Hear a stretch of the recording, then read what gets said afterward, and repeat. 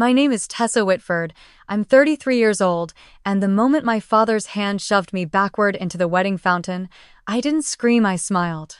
Not because I was happy, but because I finally saw them for who they were and me for who I wasn't anymore. There I was, soaked head to toe, makeup ruined, silk dress clinging to my skin while my family laughed and clapped like they'd just watched a show. They didn't know who I was. Not really. And they sure didn't know who was about to walk through that door. Have you ever been humiliated by the people who were supposed to protect you? Drop a comment if you've ever felt like the outcast at your own family's celebration. Because what happened next wasn't a meltdown. It was my reset. Let me take you back to how it all began. Just 10 minutes before I hit the water. It happened so fast, but I remember every detail. The gasp from the crowd. The weightlessness just before my back hit the cold water. The sharp slap of impact. And then silence.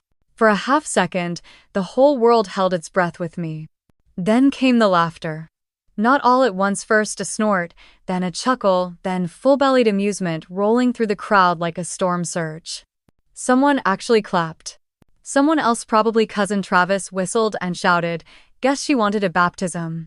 I surfaced in slow motion, hair flattened to my skull, mascara bleeding down my cheeks, my silk dress dragging like seaweed around my legs. But I didn't cry.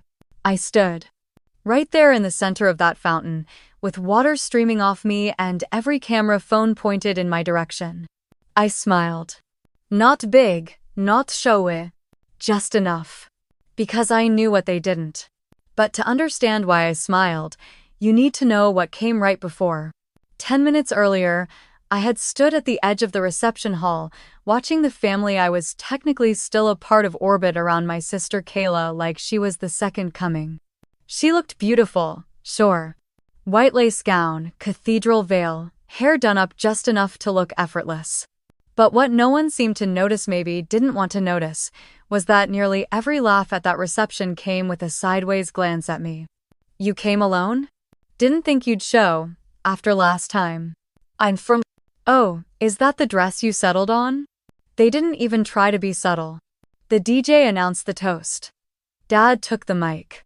I tried to step back into the shadow of the pillars, but someone nudged me forward. Your family, they said.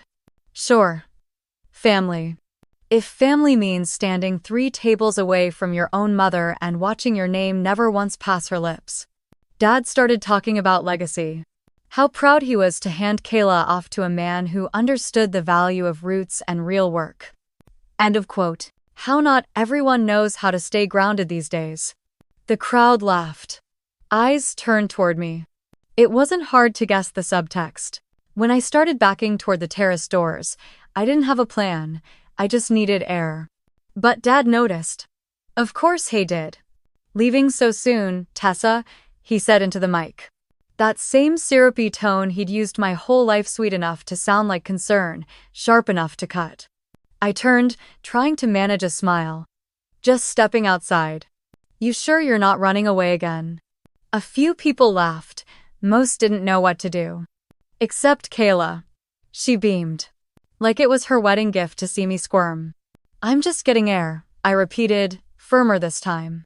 You didn't even bring a date, Dad added, voice booming now, all trace of warmth gone. Hard to find someone who'll stick around when you work in whatever it is you do. That's when it happened. He stepped forward. I didn't expect the shove.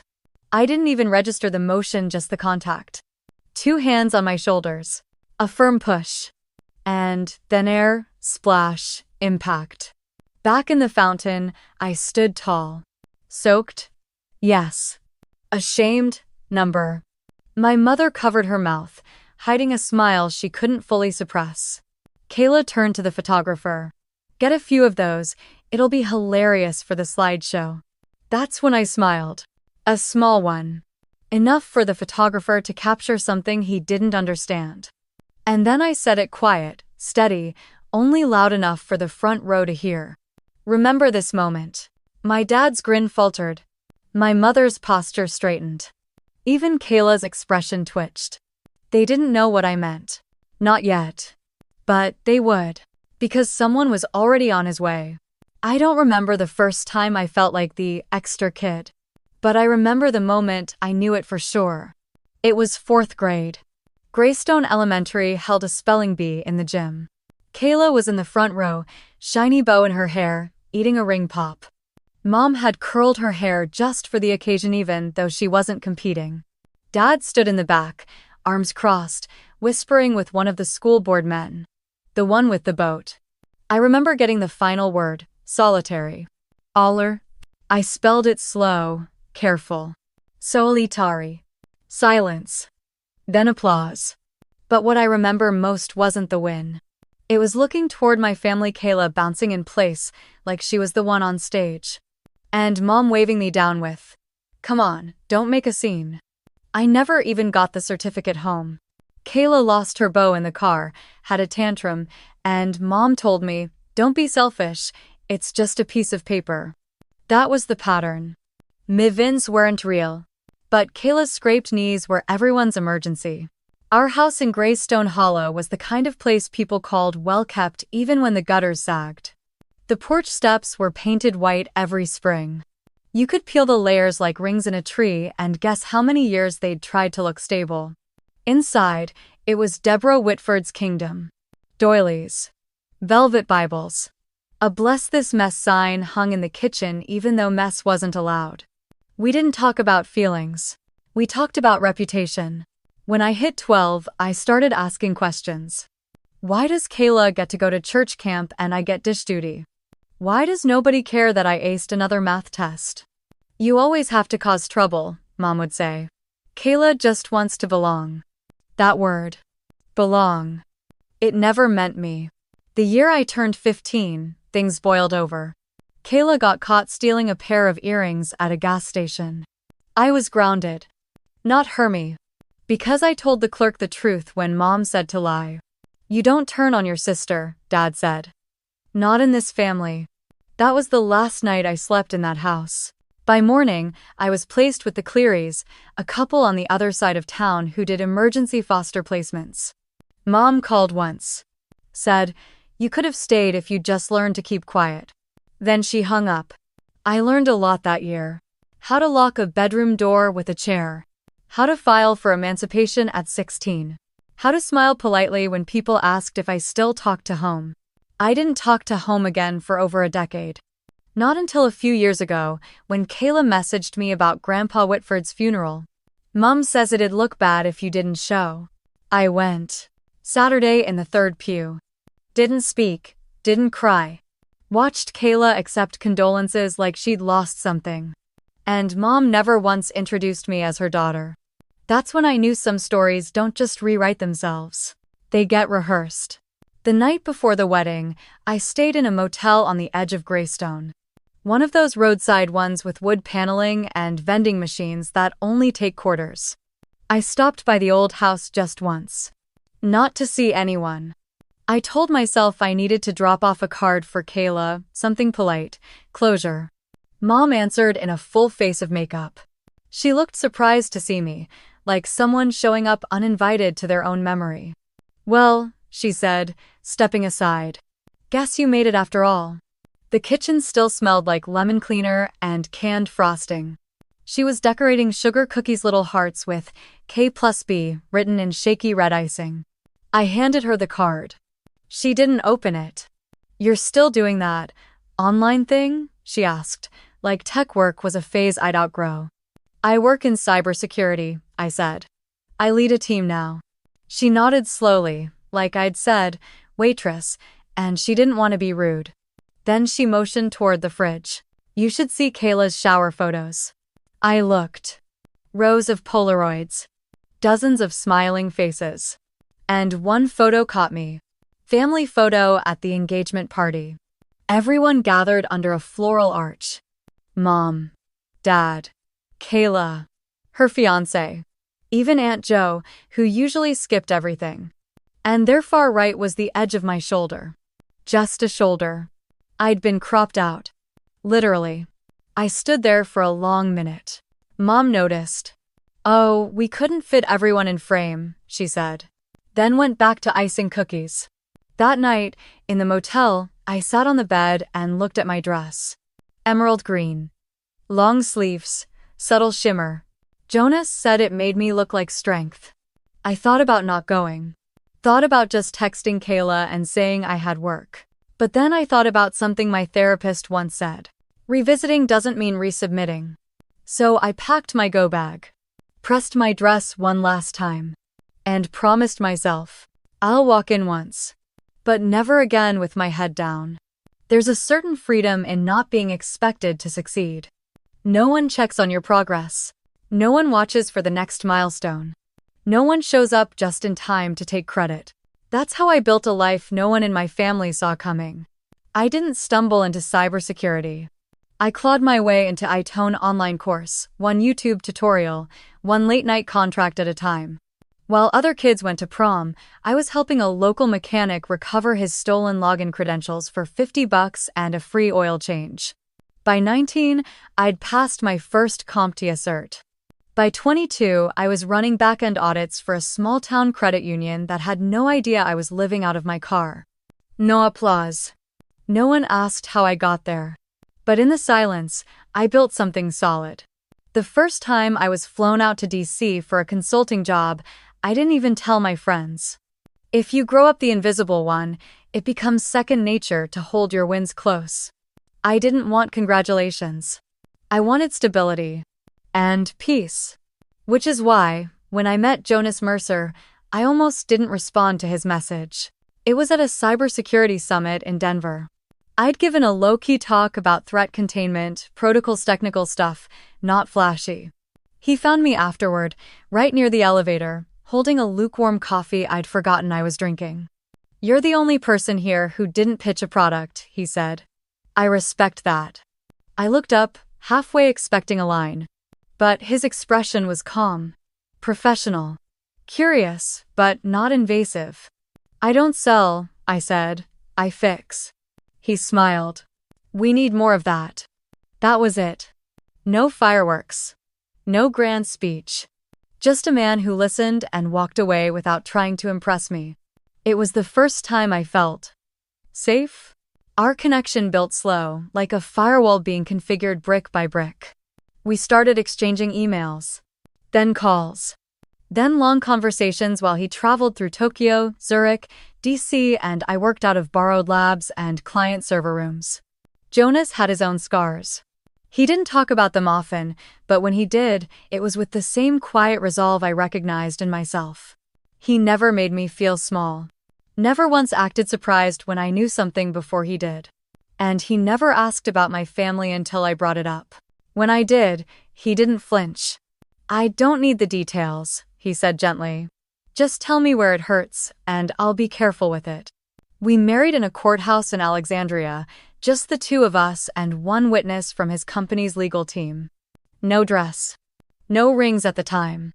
No pressure. Jonas didn't need a show. He just wanted a partnership. And for the first time in my life, I didn't have to earn my place at the table. He offered to go public with our relationship more than once. "I'll follow your lead," he'd say. "But you don't need to hide who you are anymore." I wasn't hiding. I was protecting. Not us from them. Because I knew what would happen if I gave my family something real. They'd twist it. Use it. Redefine it until even I started to doubt it was mine. So we kept our lives separate. Jonas traveled often. I continued working remotely, consulting on national defense contracts, leading security teams, mentoring women who reminded me of the girl I used to be. We had a rhythm. Quiet. Private. Strong. The first gift he ever gave me was a forest green dress. Long sleeves. Tailored but soft. He handed it to me one night in Seattle, right before a formal dinner with an international delegation. "This," he said, "makes you look like strength. Not beautiful. Not elegant. Strength." I wore that dress to Kayla's wedding. As I stood outside the reception hall that afternoon, adjusting the neckline one last time, I remembered Jonas's words. And for a moment, I felt calm. Like a woman stepping into her own past, not to be seen, but to witness clear-eyed and steady. No one at that wedding knew I was married. No one knew what I did. No one knew how many encrypted systems I'd secured, or how many nights I'd cried in silence and still showed up for work the next morning. They only knew the old version of me. And that was exactly how I wanted it. Until it wasn't. Because sometimes, silence isn't protection. It's permission. And as I walked past my cousin's forced smile and my mother's measuring gaze, I realized they still thought I was the girl they could laugh at. But they'd forgotten. I don't stay small. Not anymore. The envelope was cream-colored and thick, heavier than it needed to be, like even the paper was trying to prove something. Inside was a square of cardstock wrapped in pink lace ribbon. Kayla and Bradley. In script so swirly I had to tilt the card to read it. A June wedding. Outdoor ceremony. Reception to follow. Semi-formal. Tucked in the corner was a handwritten note in my mother's voice. I didn't even need to see her signature, I could feel it in the pen pressure. Hope you can make it, try to act normal this time. Normal. That word hit harder than the invitation itself. I stared at it for a full minute. Then I folded the note, not the card, and set it on the counter next to my coffee. That night, I didn't sleep much. Jonas was overseas, a security briefing in Tel Aviv. Time difference meant we only had a quick call around midnight. He listened while I read the note out loud. Didn't interrupt, didn't try to fix it. Just said, "That's not a request, that's a trap." I knew he was right. But part of me still wanted to believe maybe this time would be different. That maybe showing up calm, stable, successful would shift something. I hated that hope still lived in me.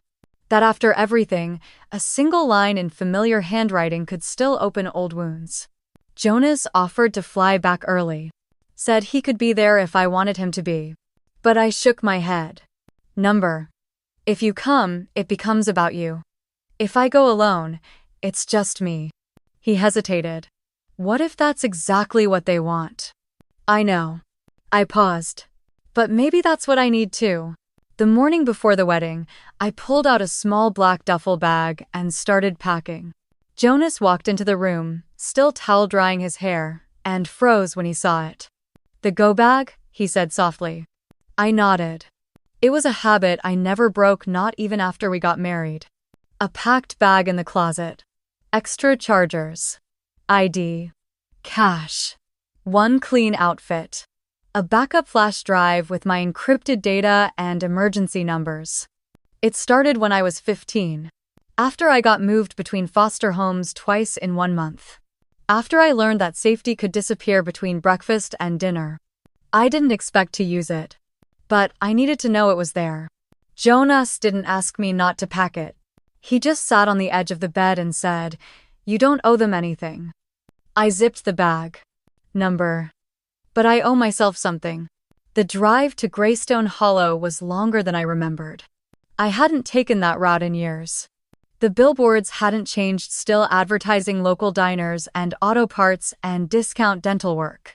The town had aged without growing. Every road seemed smaller. Every street lamp a little dimmer. But the weight on my chest grew heavier the closer I got. By the time I pulled into the motel, my hands were shaking. I checked into room 16, same one I stayed in at Grandpa Whitford's funeral. The curtains were stiff with starch.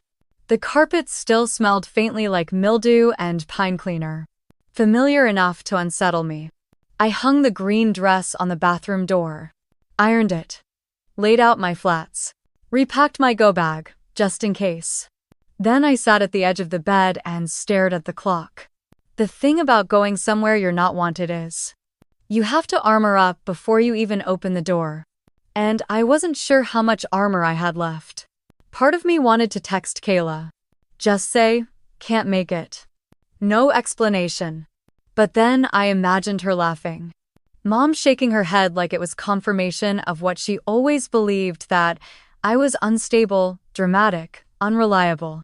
And something inside me tightened. Number. I wasn't going to let them have that story.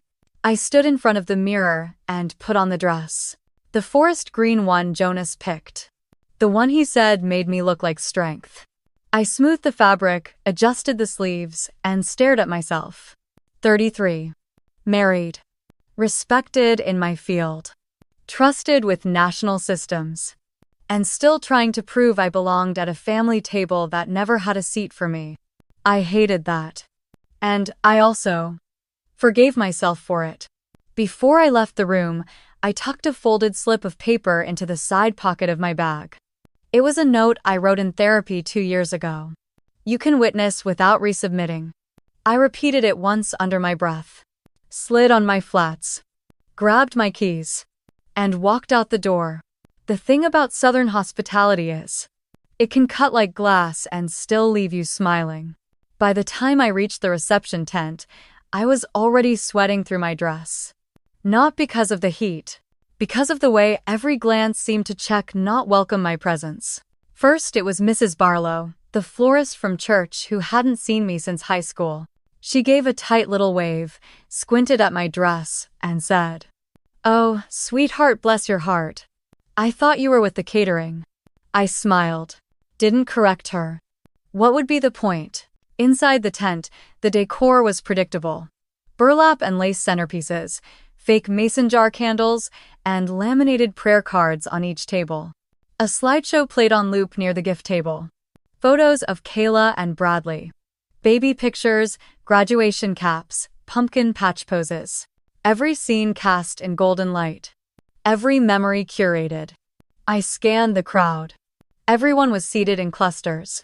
Laughter came in waves, but never from my direction. I found a table near the back. Not assigned. Not labeled. Just far enough from the action that I could disappear without needing to leave.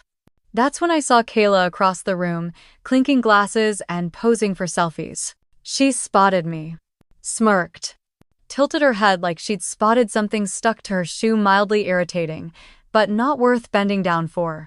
Then she made her way over, champagne flute in hand. "Well, look who made it," she said, voice high and bright. I stood. "Hey, Kayla." She hugged me lightly, all bone and perfume. "I was honestly surprised," she said. "I mean, Mom said you might flake again." There it was. That word again. Flake. Like I was an unreliable guest instead of an estranged daughter. "I said I'd come," I answered. She looked me up and down. "Dress is cute. Not really semi-formal, but you always had your own style." I felt my jaw tighten. Not at the words. At the memory they triggered sophomore year, prom, and Mom saying the same thing when I wore flats instead of heels. "You always have to be different, don't you?" A small child ran past, giggling. Then a hand tugged at my dress hem. I looked down to see my cousin's little girl, 6 or 7, maybe. She blinked up at me. "I thought you weren't invited," she said plainly. "That's what Grammy said." My breath caught. Just for a second. Then I smiled. "Well, here I am." She nodded and skipped off. No filter. Just facts. By the cake table, I spotted a photo board covered in engagement shots. A few family photos were mixed in posed group shots, picnic scenes. One of them stopped me cold. It was from Kayla's bridal shower. A backyard cookout. I had driven in for it. Stayed for 20 minutes. Took the photo myself. And there it was, on the board. Everyone smiling. But not me.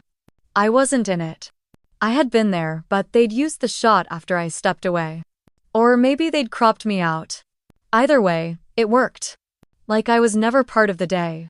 My fingers curled slightly at my side. Not in anger.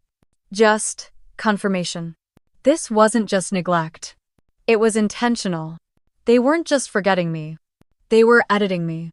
Back at my table, someone had set down a paper plate with a scoop of potato salad and half a biscuit. No napkin. No silverware. Aunt Jo passed by, gave me a quick nod, then whispered, "Make sure you eat something, baby. You've always been on the thinner side." Then she was gone. I stared at the plate. Wasn't hungry. Wasn't hurt. Just done. Done trying to translate my worth into their language. For years, I'd fought to be acknowledged. To be explained. To be re-added to conversations I didn't ask to be excluded from. But sitting there, alone in a sea of people who knew my name and still treated me like a stranger, I felt something shift. Let them live in their version. I had mine. And unlike theirs, mine was real. I pulled out my phone. Texted Jonas one word. Soon. Then I put it away. Saturday back. And waited. The air inside the tent had gone stale. Too many bodies, too many fake smiles, not enough truth. I stood up from my table and stepped toward the open doors, hoping for a little space, maybe a breeze. Just 10 minutes. That's all I wanted. 10 minutes where no one mistook me for someone else. Where no one smiled with sharpened teeth. But as I reached the threshold, I heard it. Leavin' already, Tessa? Dad's voice. Loud. Cheerful. Slurred just enough to ring with danger. I paused. Turned slowly, hoping foolishly that maybe he'd let it drop. But he was already walking toward the mic. Still holding a plastic cup of whiskey and ice. Still in performance mode. Still trying to turn family into a punchline.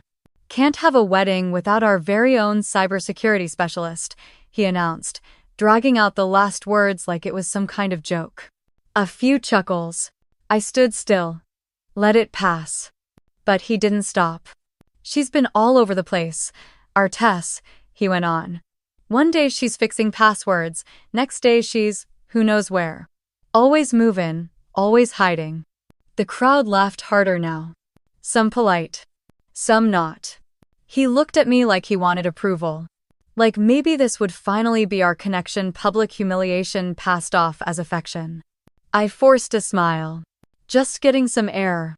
He took a step toward me. Alone again, huh? He added, voice lower now but still in the mic. Didn't bring a date this time either. The tent went still. And then the laughter came back. Bigger. Because that was the joke. Tessa, always alone. Tessa, the girl no one claimed. I nodded once. Didn't speak. Took one step backward, toward the courtyard. But he followed. Ah, come on now, he said, reaching out like it was nothing. Don't go gettin' sensitive. And that's when it happened. 2 hands. 1 shove. Not hard, not violent. Just enough. Enough to tip me back. Enough to send me off balance. Enough to put me in the fountain. The cold hit first. Then the silence. My body sank for a second, full dress, waterlogged, heels scraping the stone bottom. I surfaced fast, sputtering, mascara already streaking down my cheeks. Time slowed. Everything blurred except for the sound. A full second of stillness. Then the eruption. Laughter. Snapping phones. Someone whistled. Ah hell, Tessa, you making a scene again. That was Uncle Ron. I stood slowly. Water dripping from my arms. Dress clinging like seaweed. Hair plastered to my face. And I saw them all. Mom with her hand over her mouth but not in horror. Kayla pretending to be surprised but not moving. Cousins laughing behind cups of sweet tea. Even the pastor chuckled. It wasn't a wedding anymore. It was a spectacle. And I was the show. But here's the part they didn't expect. I didn't cry. I didn't run. I stood. Straightened my shoulders. Looked out over the crowd. And I smiled. Just a little. Not a big smile. Not the kind you give to make people comfortable. The kind that unsettles. The kind that says, I'm still here, and I see you. The laughter started to fade. A few people looked confused. Uncomfortable. That's when I spoke. Not loud. Just loud enough. Remember this moment. No one moved. Even Dad's smile faltered. A hush started crawling across the tent. Because something had shifted. I stepped out of the fountain, soaking wet, dress dragging behind me like a storm cloud. And for once, they didn't have a script for that. As I walked across the courtyard, dripping water with each step, I passed the photo table again. Kayla and Bradley. Kayla and Mom. Kayla and her friends. Not a single photo of me. I reached out, picked one up, the one from the bridal shower, and looked at it for a long second. Then I set it back. Didn't need to prove anything. Didn't need to find myself in their story anymore. By the time I reached the side entrance, a few people were whispering. I heard one woman ask, "Did he really push her?" Another say, "Oh, she's always been dramatic." But none of them came after me. And that's when I knew. I wasn't one of them. And I never had been. I didn't go far. Just around the side of the tent, behind the catering station, where nobody looked unless they were sneaking a smoke or crying over something that couldn't be fixed in a day. I leaned against the stone wall, the last of the water dripping from my sleeves. The fabric clung like it didn't want to let go. I closed my eyes. Not to hide. To center. That's when I felt it a soft tug on my wrist. I opened my eyes to see a little girl, probably 8, maybe 9. Hair pulled back in a red ribbon. She held out a towel. Not a clean one. Not even dry. Just something. "I thought you might be cold," she said. Her eyes didn't carry pity. Only concern. The kind that doesn't get taught it's either there or it isn't. "Thanks," I whispered, my voice catching more than I expected. She nodded once, then ran back through the staff entrance like it never happened. But I felt it. That tiny flicker of human kindness in a sea of smug smiles and empty claps. I pulled the towel around my shoulders and walked to the parking lot. Not to leave. To regroup. Room 16 was 10 minutes away. But my go bag was in the trunk. I opened it slowly, like it might wake something. Inside was everything I needed. Wipes, brush, light makeup, a navy wrap dress. The same one I'd worn to speak at a Women in Tech panel last year. The one that made me feel like the adult version of who I'd always hoped to be. I ducked into the back of my car and changed. Wet dress peeled off like a second skin. The new one slid on like an answer. I wiped the mascara off my cheeks, reapplied just enough to feel human, and pulled my hair into a low bun. Then I caught a glimpse of myself in the side mirror. Not flawless. Not polished. But whole. For the first time that day, maybe in years, I looked like someone I respected. I sat in the car with the door open, letting the evening air do what it could. My phone buzzed. A message from Jonas. "Security sweep complete. Ida 9 minutes. I didn't respond right away. I just sat there, watching the last bit of sunlight crawl across the windshield. And I thought about a night 10 years ago. Sleeping on a cot in a group home in Charleston. Back pressed to the wall. A girl 2 bunks down screaming into her pillow. And me? I was reciting IP protocols in my head. One after the other. Until I felt like I could hold on to something real. That night, I made myself a promise. If I ever built something solid, if I ever got out, I wouldn't go back to beg for scraps. I'd show up on my own terms. And here I was. Not invited. Not wanted. But standing. I finally texted Jonas back. "Come in the side entrance. I'll meet you near the arch." He replied with a single heart. New questions. No instructions. Just trust. I stepped out of the car and took a long breath. The breeze was cool now, and my heels clicked with purpose against the concrete. Every step felt like something was peeling away. Shame. Obligation. The weight of being misunderstood. Back inside the venue, nobody noticed me slip through the side path. The attention had shifted. Music playing. The start of a toast. Good. Let them clink their glasses and talk about how good the chicken was. Let them forget what just happened. Because what was coming next? They'd never forget. The music had shifted to something slower. A Kenny Chesney cover. Predictable. Safe. People were mid-toast when the side door opened. No one noticed at first, not really. Just a few heads turned. One woman tilted her glass mid-sip. And then the air changed. You could feel it. A current. Like when the lights flicker right before a storm breaks. Jonas walked in alone. No entourage. No announcement. Just one man in a tailored charcoal gray suit. Calm. Straight-backed. Unshakable. He paused in the doorway. Surveyed the room with quiet awareness. Not intimidation, not arrogance. Just presence. His eyes met mine across the distance. And I felt it again, the thing I always felt with him. Safe. Steady. Zen. A few people whispered. I could hear fragments. Is that the new DJ? Kayla didn't hire security, did she? Looks like a senator or something. I didn't move. Neither did he. He just started walking. Each step quieted another conversation. By the time he reached the second row of tables, people were fully turned around. Aunt Jo gasped. Uncle Ron squinted like he couldn't trust his eyes. I saw Kayla near the head table. Frotzen. Like her brain was loading in slow motion. Jonas stopped 2 feet in front of me. Didn't touch me. Didn't make a scene.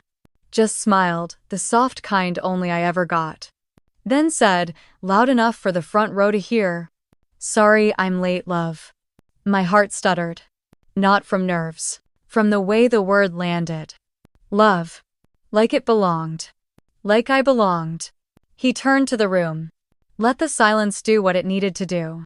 Then, without any grand reveal, he reached for my hand and said, Has anyone congratulated my wife yet? Gasps. Actual gasps. Like a moment in a soap opera that nobody rehearsed. My mother stood up, blinking fast. Her napkin fell to the floor. You, married? I nodded once. Almost 2 years now. A beat passed. Then 2.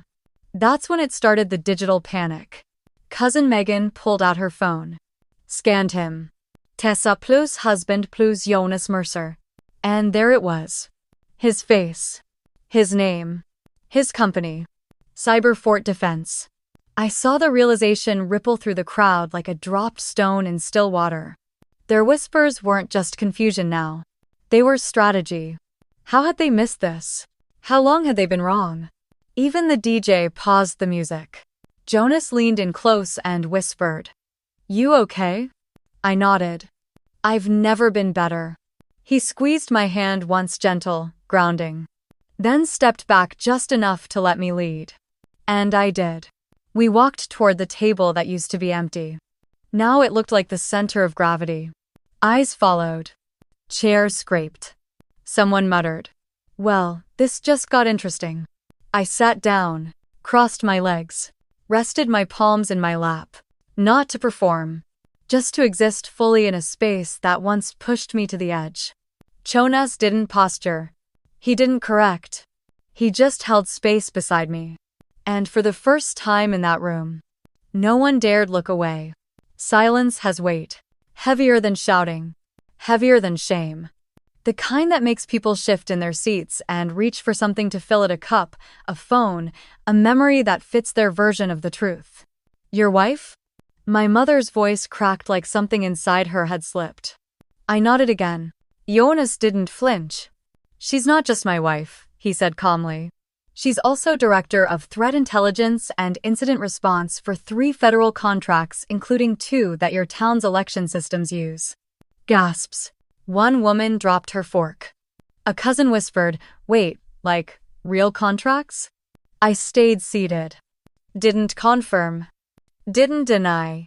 Jonas wasn't bragging. He was stating facts. Facts no one in that room had ever asked about. My father cleared his throat. Well, now, that's something. His tone stretched between pride and panic, the same tone he used when Kayla brought home a report card with 1B. Would have been nice to hear it from you directly, he added, eyes narrowing. Like I had made the mistake. Jonas looked at me for permission. I gave him the smallest nod. He turned back to the table. I'd be happy to answer any of your questions.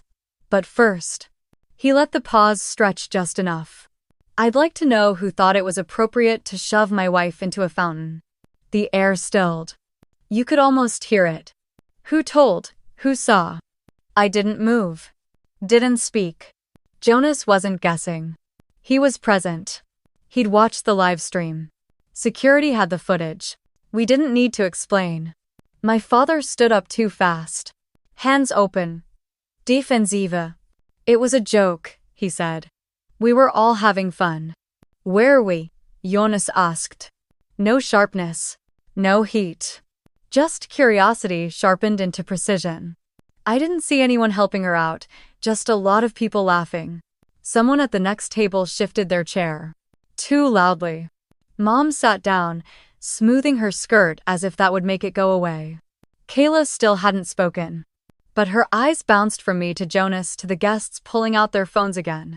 Then it happened. One of the venue staff, a young woman with a name tag that read Lila, stepped forward with a towel.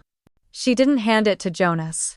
She walked straight to me, bowed slightly, and said, "Ma'am, I put your dress bag in the bridal suite. Would you like me to bring your backup shoes too?" It was subtle, but it was everything. Respect. Professionalism. Witnessing. Without asking what I needed, she'd already anticipated it. My mother blinked. Kayla's jaw twitched. The staff knew who I was.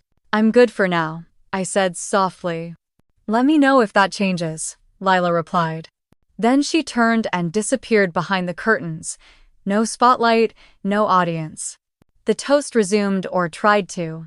Someone clinked a glass weakly. Jonas took a sip of water and leaned slightly closer. "You want me to say more?" "No," I whispered. They heard it. And they had. There wasn't a soul in that tent still pretending to see me the same way. That's when Mom finally found her voice. She forced a smile. "Well, we're just glad you're doing so well, Tessa, really." I met her eyes. Flat. No anger. No invitation. "Are you?" She blinked again, as if looking for the right answer in the air. Dad crossed his arms, leaning against the side of a folding chair. "Well," he said, "it's not like you made it easy to stay in the loop." That was the story he was going to try now. Reframe it. Put the blame in the silence. I nodded slowly. Maybe not. I let the pause settle. But, then again, no one was asking. The line landed harder than I meant it to. Or maybe exactly how I meant it. A ripple moved through the crowd, not outrage, but recognition. Not everyone had laughed when I hit the water. Some had looked away. Some had just sat there, paralyzed. Now they couldn't unsee it. Across the room, Jonas placed his hand gently over mine. And it hit me all at once. I didn't feel proud. I felt free. It didn't take long for the tone to shift. 1 minute I was invisible. The next, I was sweetheart. Darlin', y'all really should come by more often.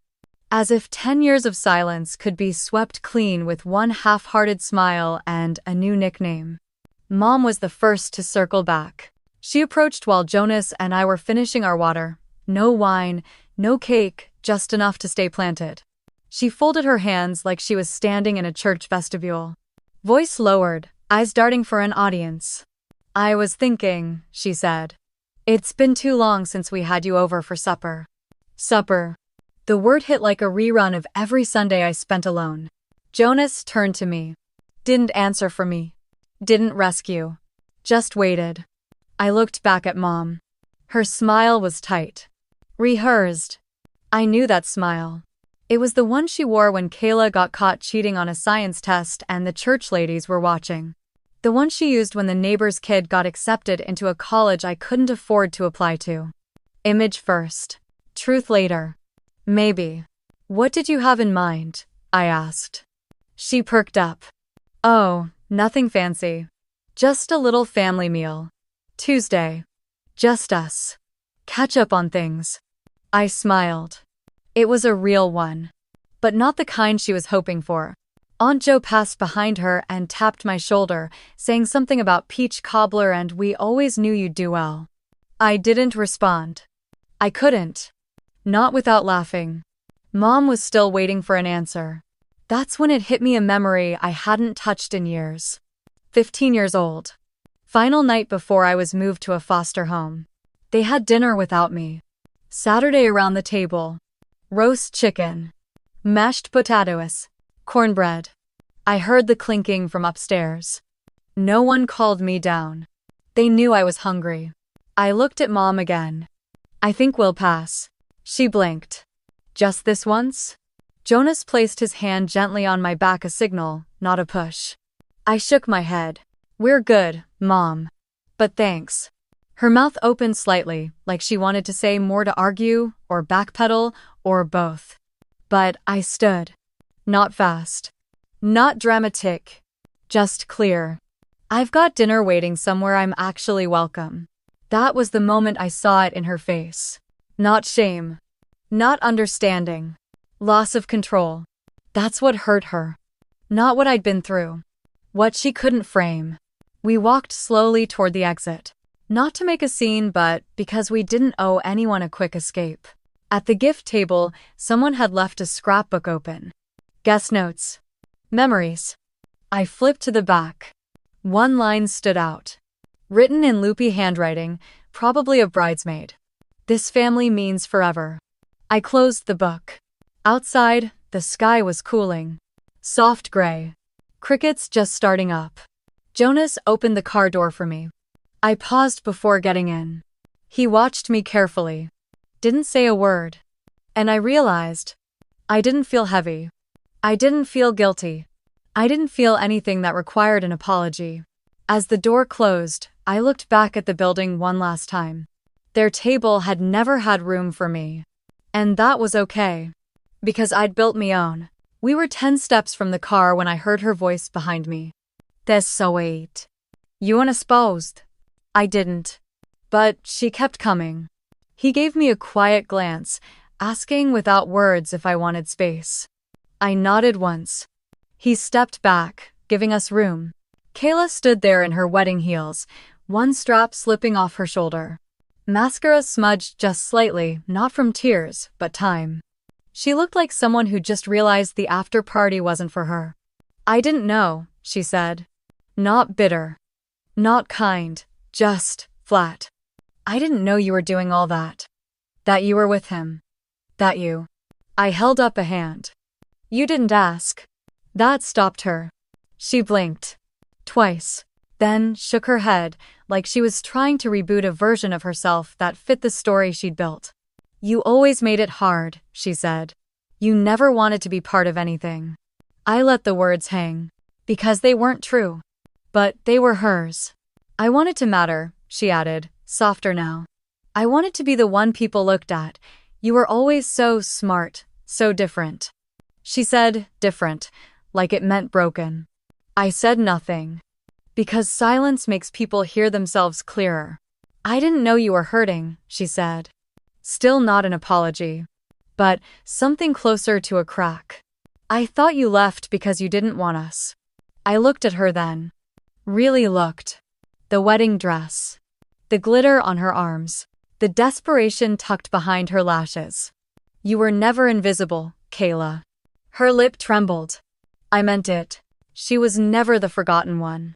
She just didn't like when I stopped letting her win. She took a shaky breath. I thought if I kept them proud, I'd keep their love. That was the moment. The one I hadn't expected. Because there it was. Not cruelty. Not vanity. Fear. She looked down.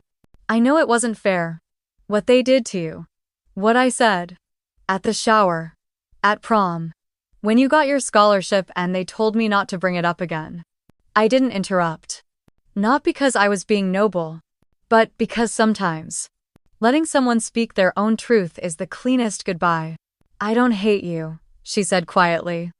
I don't know if I ever did. I nodded. I know. She looked up then. Eyes glassy. Tired. Still not sorry in the way I once wanted. But that's not what I needed anymore. I'm not coming to the dinner, I said. She almost smiled. Figured. Pause. Then, you're not coming back, are you? I met her gaze. Number. The wind picked up. Soft. Almost kind. I glanced toward the car. Jonas was watching from a distance, arms folded, patient. Kayla followed my eyes. He's different than I imagined. You imagined him? She looked sheepish. I stalked your LinkedIn last year. I raised an eyebrow. She laughed. Just once. Didn't make sense how someone could just disappear like that and still end up okay. That line sat between us. Disappeared. Still ended up okay. I stepped toward her then. Not to hug. Just to close the space enough so she could hear it clearly. You don't need to disappear to get free, Kayla. She blinked fast. I don't know how to be anything else. That's your work, not mine. She nodded. Slow. I guess this is it then?